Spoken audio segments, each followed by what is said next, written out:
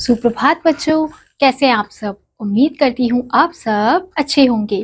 तो बच्चों, आज की कक्षा में हम पढ़ने वाले हैं अध्याय नंबर 19, जिसका शीर्षक है गंगदत्त की भूल। तो बच्चों, इस अध्याय में हमें कहानी दी गई है। किसी कुएं में मेंढकों का राजा गंगदत्त नामक मेंढक रहता था। एक दिन की बात है कि कुएं में रहट के सहारे वह कुएं से बाहर आ गया। उन दिनों उसे उसके बंधु बांधवों ने बहुत व्याकुल किया हुआ था। बाहर आने पर वह सोचने लगा कि किस प्रकार उनसे बदला लिया जा सकता है। तो बच्चों, हम देख सकते हैं कि एक कुएं में मेंढकों का राजा गंगदत्त नामक मेंढक रहता था। तो एक दिन अब वो कुएं से रहट के सहारे बाहर आ गया था। तो जैसे ही वो बाहर आया था तो उनके जो बंधु बांधव थे, यानी कि जो उसके साथी थे, उसके परिवार के जो सदस्य थे, वो बहुत ज्यादा उसे व्याकुल कर रहे थे। तो बाहर आने पर उसने क्या सोचा कि वो इनसे बदला लेगा। इस विषय पर विचार कर ही रहा था कि उसने प्रियदर्शन नाम के एक कृष्ण सर्प को बिल में घुसते हुए देखा। उसे देखकर वह सोचने लगा कि क्यों ना इस कृष्ण सर्प को कुएं में ले जाकर अपने उन शत्रुओं का विनाश ही करवा दूं। तो इस विषय में वो सोच ही रहा था कि वो कैसे अपने दुश्मनों से बदला ले सके। तभी वो किसको देखता है? प्रियदर्शन नाम के एक कृष्ण सर्प, यानी कि एक सांप को देखता है। तो हम यहाँ देख सकते हैं कि ये जो मेंढक है, इसका नाम क्या है? गंगदत्त। और ये इस सांप को बिल में जाते हुए देख रहा है। और जब वो देखता है तो वो सोचता है कि क्यों ना मैं इस सांप को कुएं के अंदर लेके आ जाता हूँ और फिर इसे अपने शत्रुओं का विनाश करवा देता हूँ। क्योंकि जो सांप होते हैं वो क्या करते हैं? मेंढकों को खाते हैं। तो इसलिए उसने सोचा कि इनसे विनाश करवा देता हूँ। कहा भी गया है कि बलवान शत्रु के साथ किसी बलवान को ही भिड़ाकर उसका विनाश किया जा सकता है। इस प्रकार करने से अपना कार्य भी सिद्ध हो जाता है और किसी प्रकार का कष्ट भी नहीं होता। तो वो क्या सोचता है कि अब उसे अपने बलवान शत्रुओं को अगर हराना है तो किसी बलवान से ही उसे भिड़वाना पड़ेगा। तो इसलिए वो सोचता है कि अगर मैं इस प्रकार से उनसे बदला लूंगा तो मुझे किसी भी प्रकार का कोई कष्ट नहीं उठाना पड़ेगा। गंगदत्त सोच रहा था कि पैर में गड़े कांटे को किसी दूसरे कांटे से ही निकाला जा सकता है। उसी प्रकार अपने सबल उग्र शत्रु को किसी उग्र और सबल के साथ भिड़ाकर ही बुद्धिमान व्यक्ति को उसका उन्मूलन करना चाहिए। और वो क्या सोचता है कि पैर में गड़े कांटे को, यानी कि अब जो उसके दुश्मन है वो क्या है? उसके लिए पैर में गड़े हुए कांटे हैं, तो उसे दूसरे कांटे से ही निकाला जा सकता है। यानी कि जो सांप है वो क्या होता है? वो मेंढकों का दुश्मन होता है। तो वो भी क्या हो गया? उसके लिए दूसरा कांटा हो गया। तो इस उदाहरण से वो सोचता है कि एक कांटे से दूसरे कांटे को आसानी से निकाला जा सकता है। यह सोचकर वह उस सर्प के बिल के समीप जाकर उसे बुलाने लगा। उसकी आवाज सुनकर प्रियदर्शन ने अनुभव किया कि वह प्राणी तो उसकी जाति का है नहीं, किंतु सर्प के अतिरिक्त इस लोक में मेरा किसी अन्य से परिचय भी नहीं है। तब बाहर जाने से पहले मुझे यह जान लेना चाहिए कि यह बुलाने वाला है कौन। तो ये सोचकर वो क्या करता है? सर्प के बिल जाकर उसे बुलाने लगता है गंगदत्त। लेकिन जो सर्प है वो जब आवाज सुनता है तो वो सोचता है कि ये मेरे जाति का, यानी कि किसी सांप की आवाज तो नहीं है। तो वो सोचता है कि मैं बाहर जाने से पहले जान लेता हूँ कि आखिर ये किसकी आवाज है, मुझे कौन बुला रहा है। क्योंकि जिस प्राणी के स्वभाव, कुल और निवास का पता ना हो उसके साथ संपर्क स्थापित करने का प्रयास कम ही करना चाहिए। तो वो क्या सोचता है? जो सांप है, जो प्रियदर्शन है, वो सोच रहा है कि जिस प्राणी के स्वभाव को आप नहीं जानते, निवास को आप नहीं जानते, तो उससे किसी भी प्रकार का संपर्क नहीं स्थापित करना चाहिए। इस प्रकार की बात विचार कर सर्प ने उसे पूछा, तुम कौन हो?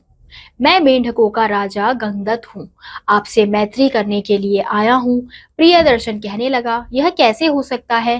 तृण भी क्या अग्नि के साथ मित्रता कर सकते हैं? कहा भी गया है कि जिस जीव का वध्य होता है वह कभी स्वप्न में भी उसके पास नहीं जाता। तुम ये व्यर्थ की बात क्यों कर रहे हो? अब जब गंगदत्त, प्रियदर्शन जो सांप है, वो बातें सोच ही रहा होता है तो वो पूछता है कि तुम कौन हो। फिर जो मेंढक है वो क्या कहता है कि मैं मेंढकों का राजा गंगदत्त हूँ और आपसे मैत्री करने, यानी कि आपसे मित्रता करने आया हूँ। तो प्रियदर्शन कहता है कि ये कैसी बातें कर रहे हो? भला तृण भी कोई अग्नि से मैत्री करता है या फिर मित्रता करता है। और कहा भी गया है कि जिस जीव का वध्य होता है तो उसके पास जाना यानी कि सपने में भी नहीं सोचा जा सकता। तो तुम यहाँ पर क्या कर रहे हो और ये कैसी बातें कर रहे हो। फिर गंगदत्त कहने लगा, आप कहते तो ठीक ही हैं, आप हमारे स्वाभाविक शत्रु हैं, किंतु इस समय मैं किसी अन्य शत्रु के तिरस्कार से क्षुब्ध होकर आपकी शरण में आया हूँ।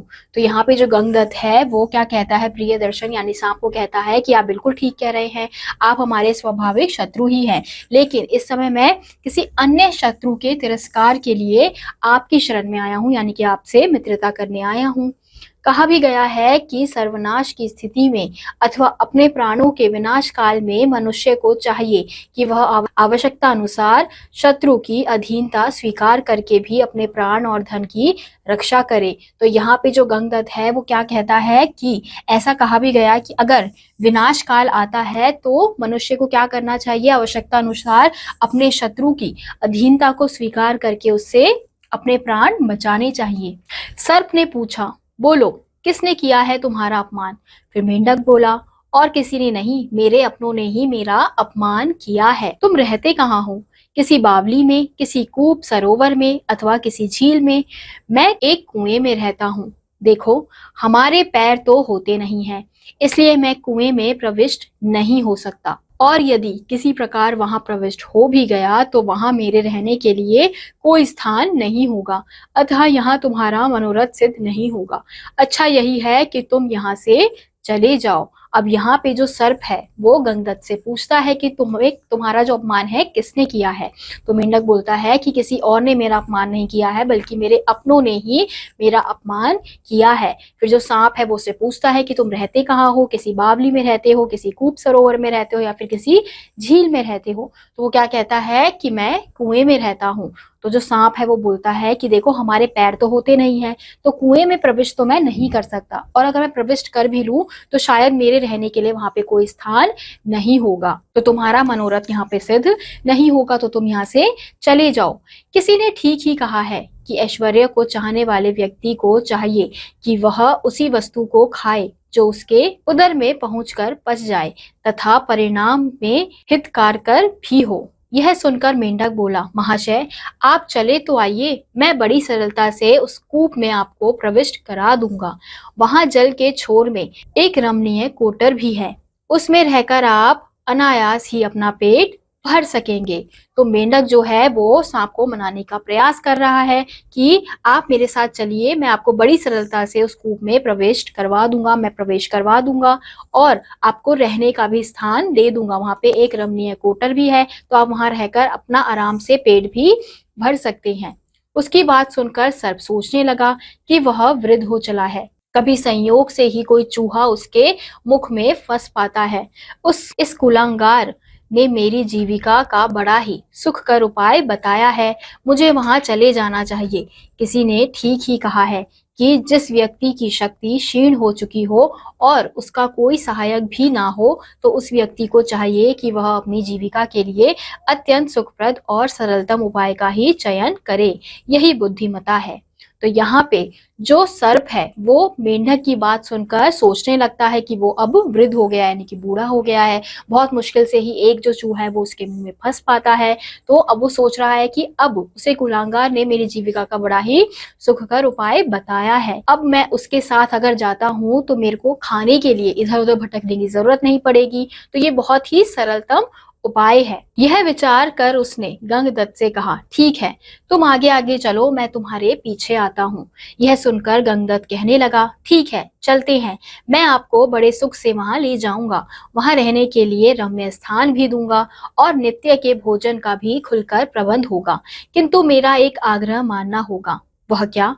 वह यह कि आपको मेरे परिवार वालों की रक्षा करनी होगी। मैं जिन जिन को आपको कहूँ केवल उन्हें ही मारकर खाना होगा। तो ये सोचकर जो सांप है वो गंगदत्त के साथ चलने के लिए तैयार हो जाता है। तो वो यही कहता है कि तुम आगे आगे चलो, मैं तुम्हारे पीछे आता हूँ। तो ये सुनकर जो गंगदत्त है वो कहता है कि ठीक है, मैं आपको वहां पे अच्छे से पहुंचा दूंगा और आपका खुलकर वहां पे भोजन का भी प्रबंध कर दूंगा, लेकिन आपको मेरी एक आग्रह मानना होगा। तो वो कहते हैं कि वो क्या है? तो बोलता है कि आपको मेरे परिवार वालों की रक्षा करनी होगी और जिन परिवार के सदस्यों को मैं खाने के लिए कहूंगा आप केवल उसी को खाएंगे। सर्प बोला, तुम इस समय मेरे मित्र हो चुके हो, अतः तुम्हें मुझसे भयभीत नहीं होना चाहिए। मैं तुम्हारे कहे अनुसार ही मेंढकों को मारकर खाऊंगा। तो यहाँ पे जो सर्प है वो मेंढक की बात मान लेता है और कहता है कि अब तुम क्या हो, मेरे मित्र हो चुके हो, तो तुम्हें मेरे से डरने की जरूरत नहीं है, मुझसे भयभीत होने की जरूरत नहीं है, और मैं तुम्हारे अनुसार ही मेंढकों को मारकर खाऊंगा। तो अब बिल से बाहर आ जाओ। सर्प बिल से बाहर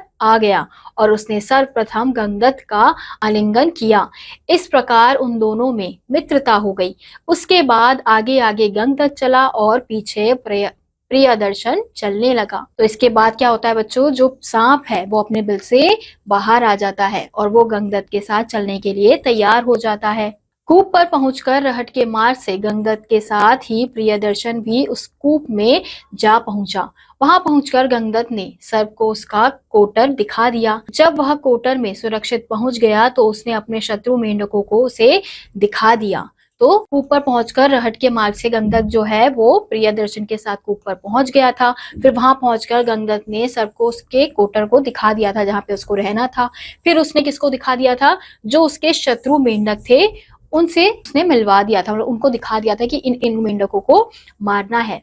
उस दिन से उस सर्प ने उन मेंढकों को खाना आरंभ किया और एक एक कर कुछ दिनों में ही सबको खा गया।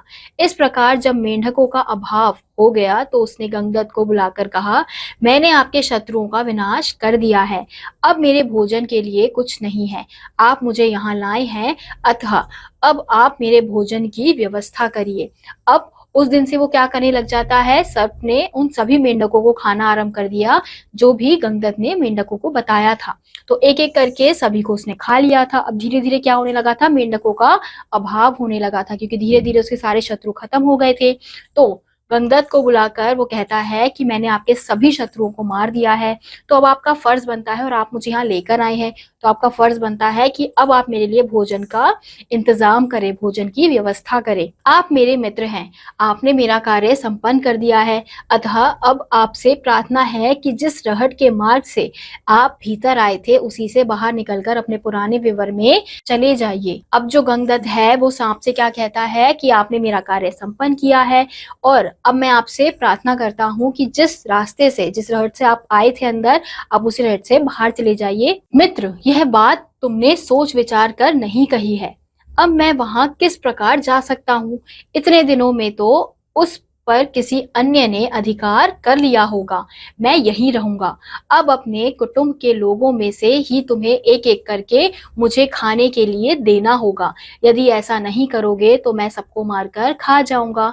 तो अब जो सांप है वो क्या कहता है कि तुम ये जो बात कर रहे हो तुमने सोच विचार कर नहीं कहा है, क्योंकि अब मैं वहां पर नहीं जा सकता हूँ, क्योंकि अब तक तो मेरे बिल पर किसी और ने कब्जा कर लिया होगा। अब तुम्हें अपने कुटुंब यानी अपने परिवार के सदस्यों से ही किसी को लाकर मुझे देना होगा एक एक करके, और मैं उन्हें ही मारकर खाऊंगा। अगर तुम नहीं लेकर आए तो मैं सबको मारकर खा जाऊंगा। इससे गंगदत्त को चिंता होने लगी। वह सोचने लगा कि उसने यह क्या कर डाला, क्यों वह इस सर्प को यहाँ लाया।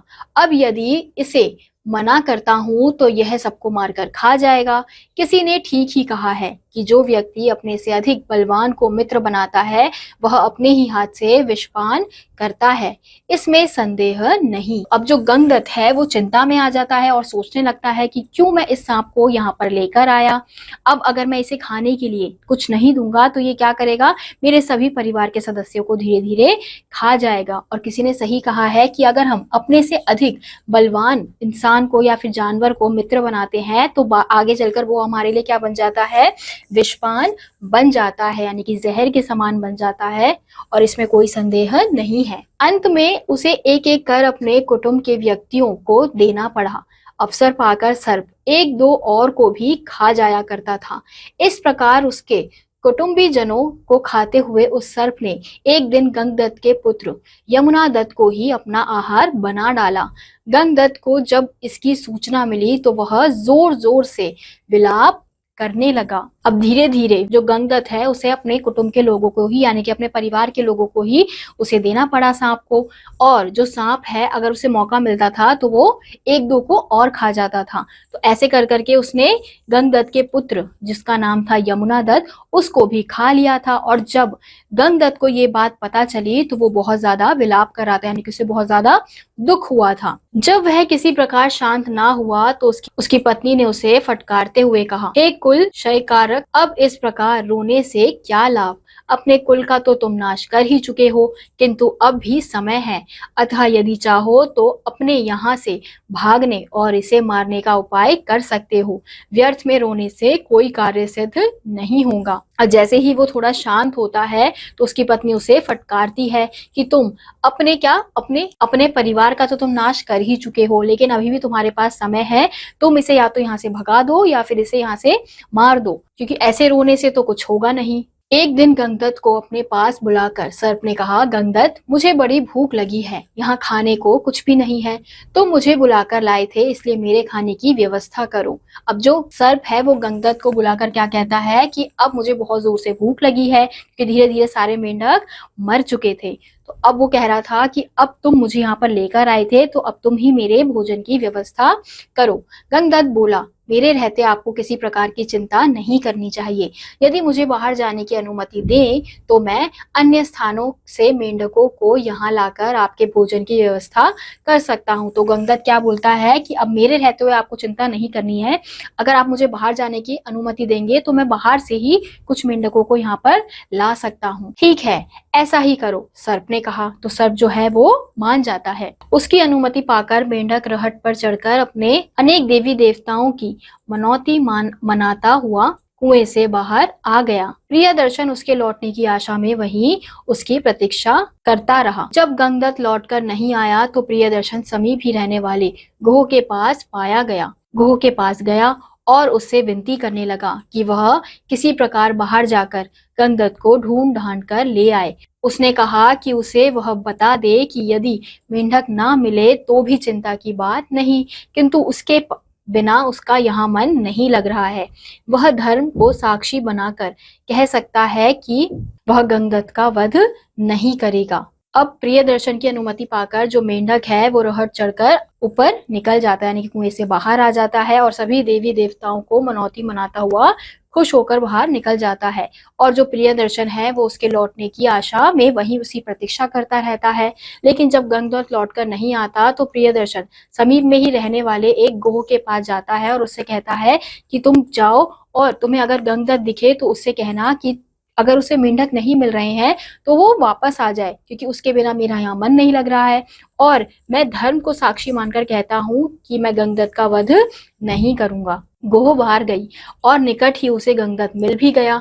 उसके पास जाकर उसने कहा, गंगदत्त, तुम्हारा मित्र प्रियदर्शन तुम्हारी प्रतीक्षा कर रहा है। उसने धर्म को साक्षी मानकर कहा है कि वह तुम्हारा किसी प्रकार भी अनिष्ट नहीं करेगा, अतः शीघ्र चलो। तो जो गोह है उसे गंगदत्त बाहर जाकर मिल जाता है और वो गंगदत्त को सब कुछ बताती है जो भी प्रियदर्शन ने उसे बोलने के लिए कहा होता है।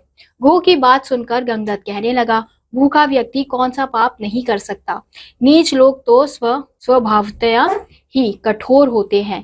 तुम जाकर उस प्रियदर्शन से कह देना कि एक बार कुएं से निकल जाने के बाद गंगदत्त अब पुनः उस कूप में नहीं आएगा।